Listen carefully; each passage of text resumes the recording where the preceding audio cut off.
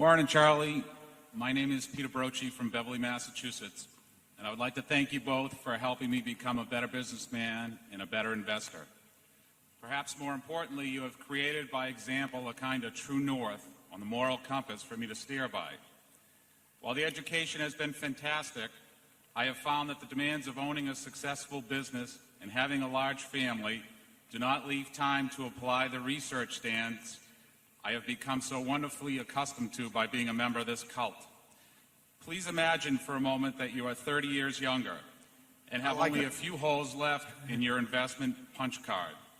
If you were in my situation, to the extent that you would diversify your holdings beyond Berkshire Hathaway, given this environment, how would you choose the investment managers? Or as Charlie has just discussed when addressing foundations, would you hunt for two more great companies to invest in via common stocks? Charlie, why don't you take a swing at that? Well, of course, you're hunting. That's part of the fun of life. And but I would say that the chief lesson would be that you're unlikely to find very many in a whole lifetime. And when you find one in which you really have thought it out and have confidence, for God's sakes, don't do it in a niggardly fashion. The idea that very smart people with investment skills should have hugely diversified portfolios is madness. It's a very conventional madness, and it's taught in all the business schools, but they're wrong.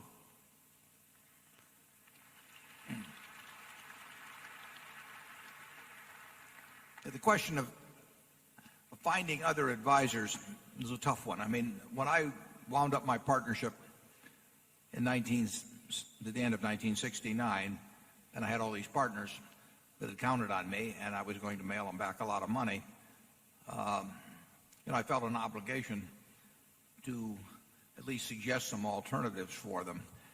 And I recommended two people who I knew were exceptionally good and exceptionally honest. We put one of them on the board not long ago and reaffirmed it today. Sandy Gottesman, the other one was Bill Ruane. Now, I'd been around the investment world for a long time at that point, and those were the two I knew, but they were more or less contemporaries of mine, and I'd gotten to know them over the years, and I'd seen them for a long time. So I not only knew their results, but I knew how they'd accomplished their results, which is terribly important. I don't know that generation of managers now, but the fact that with the number of people I knew that I could only come up with two at a time when I was very active says something about the difficulties of finding managers. The one thing I can almost guarantee to you is that the promotional types going around to solicit the institutional investors are very unlikely to meet any long-term tests of ability and sometimes integrity. It's not an easy job spotting an investor. I think it's probably easier depending on the amount of time. You mentioned having children in the business and the amount of time you can spend on it. Every now and then you do, if you're conscious of the investment world and you have some kind of sort of grounding knowledge about what's going on, you can see something, as we did in junk bonds a couple of years ago, or as we did with all kinds of things some years back when stocks were cheaper. You will occasionally see something that you should load up on, and as Charlie says, that's what you really have to do. I mean, some of the people in this room loaded up on Berkshire many years ago. And the truth was they didn't need diversification. I loaded up on it. That Charlie did. And you'll see opportunities occasionally, but you're not going to see them every day or every week. If you think you're going to see an opportunity every week, you're going to lose a lot of money because people will come around and tell you that they've got them, and they may not be quite as flagrant as that fellow we had in the movie, but they're a version of that. Charlie? The business of selecting investment managers was recently shown to be even harder than I had previously thought it was. A significant fraction of the institutional investment managers who run the nation's mutual funds actually accepted propositions to take bribes for betraying their own shareholders. It was as if a man came to you and said, I have a wonderful proposition. Why don't I kill your mother and we'll split the insurance money? And it was that ridiculous. And yet a significant number of the people said, gee, I would like some insurance money. And they just went right ahead. And they were already rich beforehand. Yes.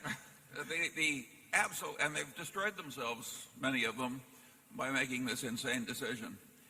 And I think many of them are probably think the outcome is unjust. And the downfall they've had.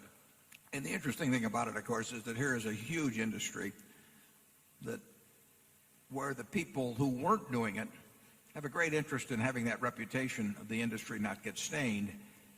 And a number of them had to know what was going on. I mean, it's hard for me to imagine that people at most large mutual funds, even the ones that didn't, or mutual fund management companies, even the ones that weren't engaging in the activities mentioned, weren't aware of it. I mean, if you're in an industry like that, you're going to hear what's going on. And the Investment Company Institute was busy patting itself on the back, one meeting after another, and becoming very cozy with legislators. And there wasn't one thing done until a whistleblower went to Elliot Spitzer, and he got active in a very strong way with a very limited staff, and he uncovered and put on the front pages what was taking place. But the industry itself, with hundreds and hundreds and hundreds of people that must have known what was going on, and it went on for a long time, never said a word. It makes you wonder a little bit.